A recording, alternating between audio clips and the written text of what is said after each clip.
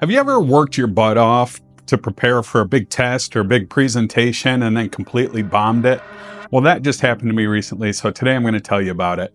My name is Stephen Kofer. Welcome to the channel. If it's your first time here, it's nice to meet you. If you're a returning visitor, then it's great to see you again. Thanks for supporting the channel.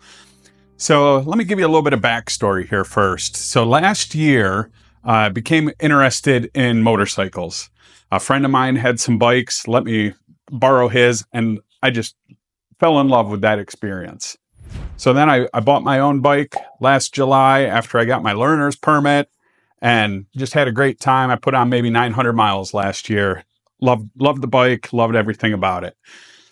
However, I ran out of time before the crappy weather came to be able to go and take my motorcycle exam to get my license. So all winter, I was thinking about, okay, should I go take one of the beginner safety courses? Should I just go take the test? Kind of spent way too much time thinking about this decision. In the end, I said, you know what, I'm just going to go schedule my test and do that. So my permit expired. I had to take the written exam again, had to take the eye exam, pay $12, but I got that all taken care of this year. So last week I was off of work. I said, you know what, I'm going to schedule this test. Knowing that I was going to do it, I've been preparing. So here in the state of Pennsylvania where I live, you have to do, it's a pretty basic skills test where you show them everything, all the controls on the bike. They make sure it's all legal and everything. And then you have to go do 3 consecutive figure eights within this large rectangular area. And then you have to weave between a few cones and then go shift gears and then show them that you can stop. So it's not really all that difficult, but, I wanted to be prepared. So I probably practiced maybe 4 different times where I would drive. It's probably a 25-minute ride from my house up to where we take the test. So in the evenings I would go and I would practice. And at first it was pretty rough, but over time I was able to get the figure eights down and get comfortable with that. So the night before the exam, I went and practiced again. I'm like, okay, I'm feeling great. I've got this down. I couldn't pass every time, but I was able to pass maybe half or 3/4 of the time. So I felt pretty good, going into the exam. So then the morning of the exam came and I ride to the place, and I'll tell you what, for some reason, I was super nervous for this test. Normally I don't really get too nervous. I would say maybe a bit of the nerves was maybe I didn't prepare enough for the test. Maybe I didn't practice enough. If I did maybe 50 figure eights, that's probably what I ended up with. I probably should have done 500 figure eights instead to really get more experience. So show up for the test. It's a beautiful day. The guy giving the test was super nice. Now, I think there's some good lessons that we can take away from this experience. So make sure you stick around till the end. So the first lesson is preparation is key. You really need to do your homework ahead of time before you have a big test or a big presentation or something like that.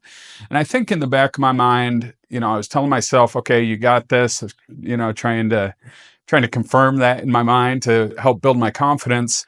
But at the same time, I think in the back of my mind, I knew I didn't really put in the reps that I needed to crush the test. So that's, I think, the first lesson is the importance of preparation. The second lesson, I would say, is related to perfectionism. So for me, it wasn't really just enough to just pass the test. I wanted to ace the test, right? I'd taken the written test and aced that. So I felt great about that, passed the vision exam. Now I just needed to ace the motorcycle skills test. And I didn't have that confidence because I wasn't prepared enough. And as I arrived, like I said, it was a beautiful day. The instructor was super friendly, super nice. Came out, got me all set up showed him all the controls, aced that part of the exam. Then it was time for the most challenging part. So these figure eights, which honestly I think are kind of stupid anyways. I'm not sure why they make you do it, but it is what it is. So basically testing low speed maneuvering on the motorcycle.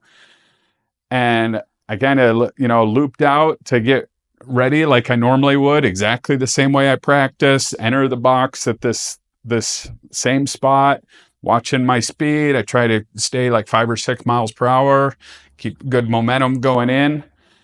And I bombed it. So the first figure eight I was on, I think I was going too slow, and I had to put my foot down. So the rule is you can either go outside of the box or you can put your foot down once, but you can't do both, or you can't do one of them twice.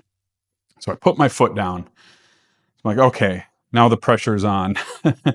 So then I was like, okay, I can't put my foot down again. I can't go outside the box. I got to nail these last two. On the very next one, it went from bad to worse. I put my foot down again, and this time I actually stalled the bike. But I didn't panic. And I think this is another important lesson. Maybe when things don't go according to plan, just accept it for what it is. Don't panic. Instead, take action.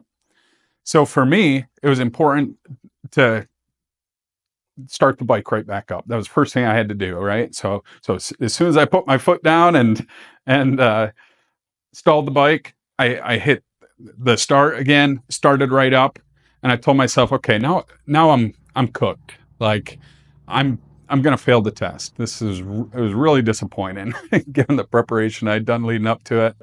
And I said, you know what? I know I can do this. I'm just gonna keep going. I'm gonna show this instructor that I can do it. If nothing else, while I'm here, I'm gonna get some additional practice in. So I kept going, and kind of kept the instructor off to the corner of my eye. He told me, he said, "Hey, I'll wave at you when you're done." So I kept going, and I did 3 perfect figure eights, and then I looked over and I see the instructor waving his hands at me.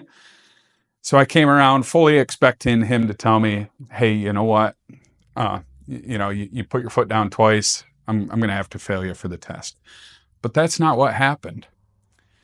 The man said, "You know what? Don't tell anyone, but I'm just going to pretend I only saw your foot come down one time." So I'm telling you, all so don't get me in trouble with the Pennsylvania Department of Motor Vehicles, please. Or don't get that nice man in trouble either. But I thought it was really cool that he said, "You know what? I'm not going to fail you for that," even though he could have. So, I think maybe that's another lesson here. I came in there confident, but humble and just kind. I think just being kind to people, especially in a situation like that, really goes a long way to help maybe a bad situation turn out well. So he said, "Okay, so next thing, just go weave in between these cones and then loop around and shift gears and then come up to me and stop." So I completed the test, and the rest after the figure eights, it's pretty easy. So I went and I finished that, and it was no problem. So I want to tell you what a relief it was to finally pass the test and be able to come out of that, with my license. So again, I think there's some really important lessons for you here on that experience. As I told my friends about passing the test and my family, it's like, "Yay, I passed." But I'll tell you, it sort of felt a little bit hollow because for me, I wanted to ace it. But again, you don't really need to ace it. So you kind of need to tame that perfectionism approach if that's a problem for you. At the end of the day, yes, I've got my license, which basically means I can ride in New York State, which isn't far, by myself. I can ride after dark. I can carry a passenger, and I can ride without a helmet on, which honestly, I'm not excited about riding in the dark because all the deer in our area have really not a lot of interest in carrying a passenger on the back of the bike, but recognize sometimes you might need to do that if you're with a friend or something and their bike breaks down or whatever. So it's nice to have that capability. But then lastly, to be able to ride without a helmet on, no thanks. I don't really have any desire to ride without a helmet on either. So at the end, it is nice. It's great to have the license. And I do want to ask you, if you got any value out of this video today, hit that like button. Make sure you subscribe and leave a comment below. I'd love to hear your story of a time when you had to prepare for a big event, like a test or a presentation or a speech or something like that. And tell me, how did it go? Did you bomb or did you nail it? And if you did bomb, did something good come out of that? Like in my situation, I just pressed on and something good happened as a result of that. Thanks for joining us today. Make sure you click on this next video that's popping up. The almighty YouTube algorithm thinks you're going to love it.